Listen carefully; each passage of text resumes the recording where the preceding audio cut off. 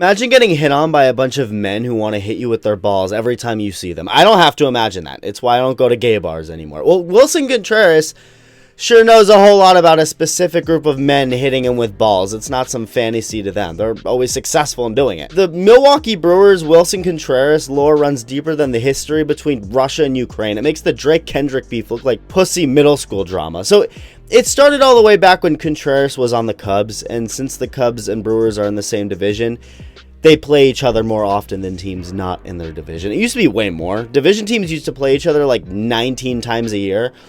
But because everyone in the league plays each other at least once now, aka the we should give every team the opportunity to face Shohei Ohtani plan, it went down to 10. But anyway, for the first couple of years of Contreras' career, back when he was with the Cubs, the Brewers were as relevant to him as Kim Kardashian pre-sex tape. And then they had their sex tape moment, which was 2018, where they were good for the first time in like 50 years. No, the Brewers were good in like 2011. Let me give you a quick rundown history of the Brewers. We're currently in the golden Brewer era, but before 2018, the Brewers were good for 2 years in the 80s. Then like 12 presidential terms later, they finally made the playoffs again in 2008.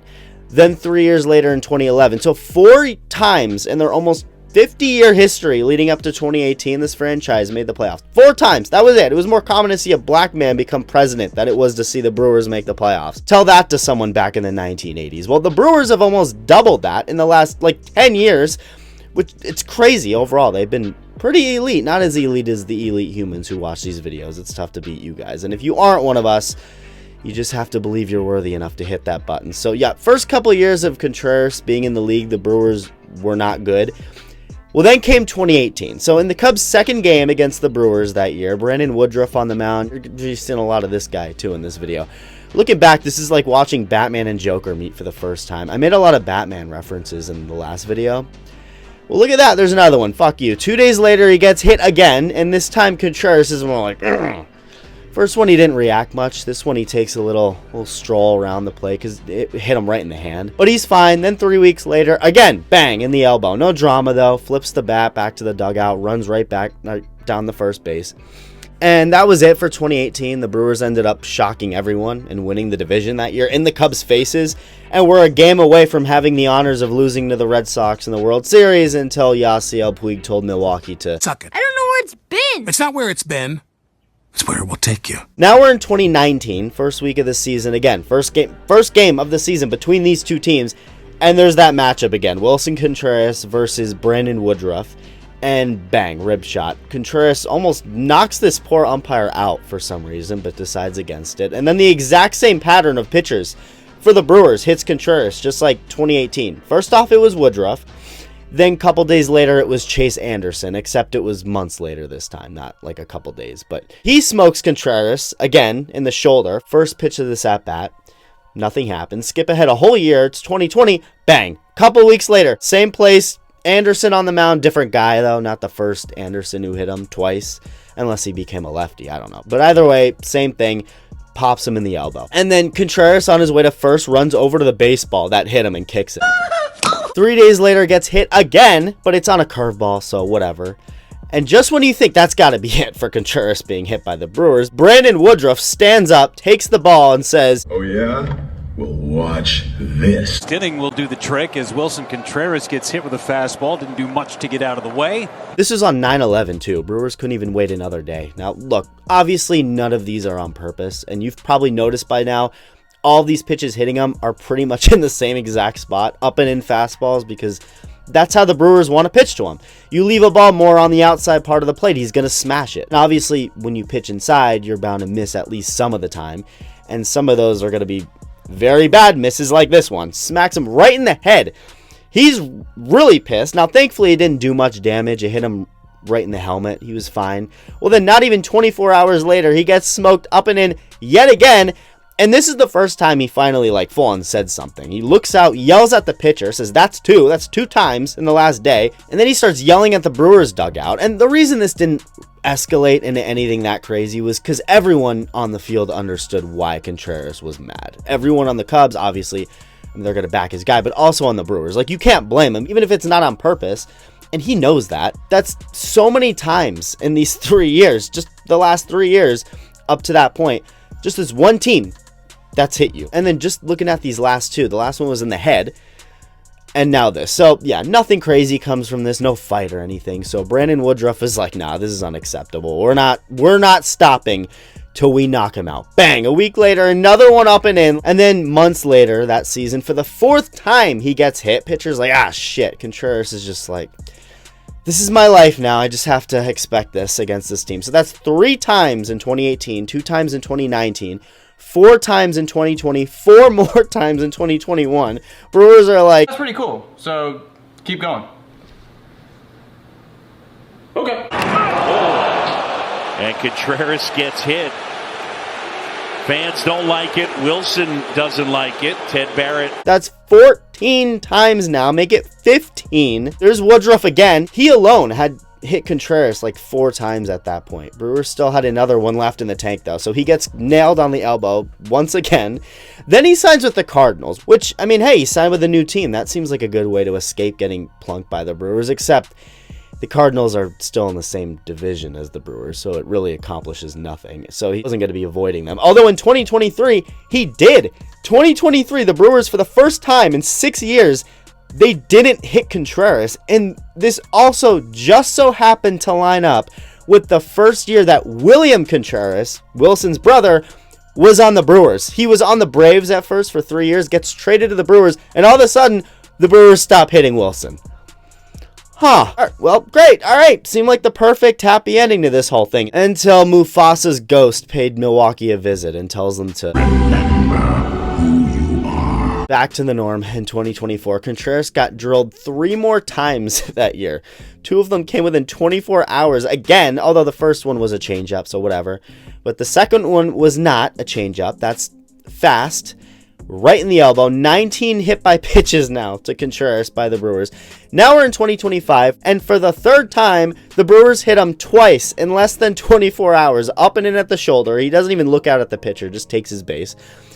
And then this is when it got interesting. So the next game, Caleb Durbin on the Brewers, who the 2 of them are teammates now, by the way, but he hits a ground ball to third base. So easy routine play for the out. Boom! He wipes out. Durbin ran into Contreras, so he made the catch, Contreras, as, you know, the first baseman, and as he was stepping off the bag, his right foot, like, he kind of stepped it back a little bit, and they just collided. Durbin didn't say anything.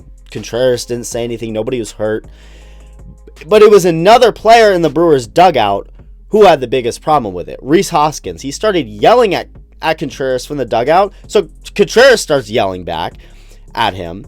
And then a couple innings later, this may have been the first intentional hit by the Brewers to Contreras. 21 hit by pitches now.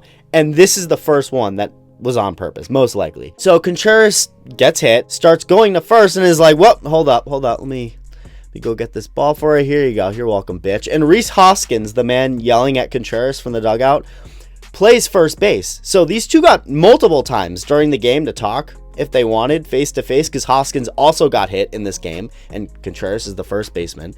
But after the game, Contreras was like, Hoskins is a bitch. That's basically what he said. He was like, Hoskins didn't have much to say to me when he was face to face. And Contreras also went deep in that same game. In the 9th inning, he hit a home run and then stared down the Brewers dugout. He hits the Brewers pretty well. There's only one team he has more career home runs off of, the Reds. It's the Reds and then the Brewers. And you're never going to believe this, but the Brewers hit Contreras again later in the season. They hit him 2 times. They said, screw hitting him 2 games in a row. How about a 2-for-1 deal? Bang! Jacob Mizorowski hits him with 101 miles an hour. That came in the first inning. The second one was in the 9th inning, and it was a splitter, so, you know, obviously can't get too mad about that. Well, then Contreras got traded to Boston, and forget being in the same division. The Red Sox aren't even in the same league as the Brewers. Brewers are in the National League. They used to be in the American League back in the 80s, but they're in the National League now. Red Sox are in the American League. So, all right, finally, Contreras can officially move on. Put this entire thing behind him. No more drama to worry, but never mind. So the 4th series of this season for the Red Sox was against the Brewers, because of course it was. Brandon Woodruff on the mound, licking his chops, knowing who he's about to face. First at bat, Woodruff couldn't even find the zone against Contreras. Ball, another ball. The Brewers want a challenge, so the two brothers look on to see who's right. Call is confirmed. It was low. So Wilson's like, this is why I'm our parents' favorite bitch. Then 2 pitches later, he missed again, so that's a walk. Then, well, here's really where it started to get a little crazy. So 2 innings later, Contreras comes back up. First pitch is up and near the hands. It's called a hit by pitch. He's pissed, starts yelling back out at Woodruff. Woodruff just asks the umpire, like, did that hit him? And it's so awkward because, again, his literal brother is the catcher for the Brewers. So William, his brother, he kind of walks out, you know, a little bit to first base to cool him down, make sure nothing happens. The manager, Pat Murphy, comes out to challenge if the pitch even hit Contreras to begin with, because it was close, very close, like it barely grazed his hand. So the call stands. Then Contreras is seen screaming at someone. I thought at first it must have been Woodruff, but Woodruff didn't really say anything at first or ever. He just asked. All he did was just ask if the ball hit Contreras. He didn't seem interested in like combating with him. It was the Brewers manager, Pat Murphy, in the dugout yelling at Contreras. So Contreras, of course, is screaming back at him. So his own manager comes out to calm him down, Alex Cora. And at this point, Contreras is just like, fuck all these guys. And we immediately got to see what that looked like, because 2 pitches later, there's a ground ball hit up the middle, flips it on a second for 1 out. The shortstop is going to try and turn 2 outs on this, except here's Contreras running in from first base like... This wasn't even dirty. He slid right into the bag. He just did it very hard. A little extra hard. So hard the game had to stop for a couple minutes because David Hamilton, the shortstop, had to take a breather. Contreras actually ripped his pants because as he was sliding and as Hamilton was trying to pivot to his right to not get slammed into, his left leg got clipped. And then Pat Murphy came out. I think he was complaining to the umpires about Contreras.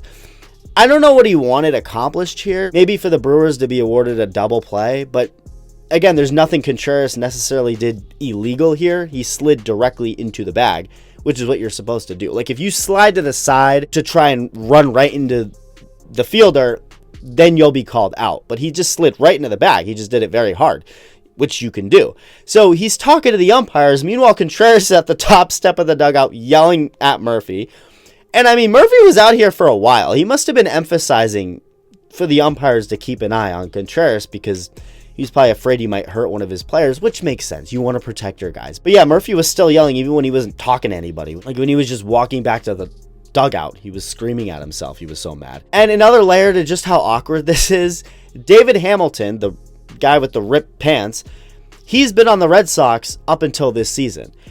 So you have Wilson Contreras beefing with a team that his brother's on, and then he rips the pants of a guy who Wilson's current teammates used to be teammates with. Just weird situation. And Contreras ended up bottling all this anger and it just hitting well the rest of the, not even just the game, in the series. In that first game, the Red Sox lost, but it wasn't because of him. His next at-bat, he placed a ball perfectly for a double that scores a run.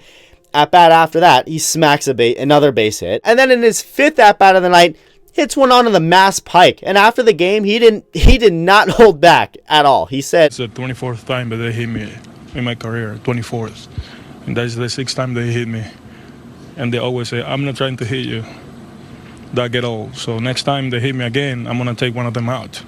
That's what happened. That's the measures. Yeah, judging by those comments, Contreras doing what Jorge Soler ended up doing the next day would have made way more sense than Jorge Soler doing it. Like, there's just way more of a history between Contreras and the Brewers for something like this to make more sense than Soler and Ronaldo Lopez. But I guess that would have been too predictable, though, so whatever. Well, the Brewers finally got Contreras out. His first at-bat in the second game, Mizorowski strikes him out looking. And Mizorowski seemed pretty fired up about it. Seemed to, mean a little more than just a strikeout to end the first inning of a game in April. And you better bet your ass Contreras noticed that and made it his life's mission to just continue to dominate the Brewers. So Mizorowski gets another 2-ball, 2-strike count on Contreras. And instead of a fastball, like how he struck him out in the last at-bat, this time goes with the curveball, and Contreras says, "Fool me once, strike one. But fool me twice, strike three." This base hit to right field. Next at bat, Mizorowski doesn't even pitch to him. 4 straight balls. He walks and ended up scoring on a double. Red Sox went on to win this game. It was funny. Like, a couple players got hit in this game, one of them being Hamilton. None of it was on purpose, obviously. They were the least intentional hit by pitches of all time. First one was a curveball, and the second one, Brewers had the bases loaded. Like, obviously you're not going to try and hit someone. But each time someone got hit, the camera would pan to Contreras, like... Whether you are straight or whether you are gay, I think gays are people too. Gays are not... He had another good day on the final game of the series. He walked in the third inning to walk in a run. The bases were loaded. Bro has the best bat flips on walks. Then in the seventh inning, he smacked another hit, and the Red Sox also won this game and the series after that dramatic first game. So Contreras got on base 10 times against the Brewers here. So it looked like he was about to take his anger out on a Brewers pitcher's face, and thankfully for them, it ended up just being their baseballs that got punished. I mean, I guess a shot to the face would have been worth it for a win. I mean, he would have also got ejected, which would have been good because he did really well against the Brewers. But yeah, this is going to be it for now because these two don't play each other again this season. But with how much of a magnet Contreras is to the Brewers, shit, I wouldn't be surprised at this point if this ends up being the World Series matchup. So, yeah, that's about it for now. Love you. Bye.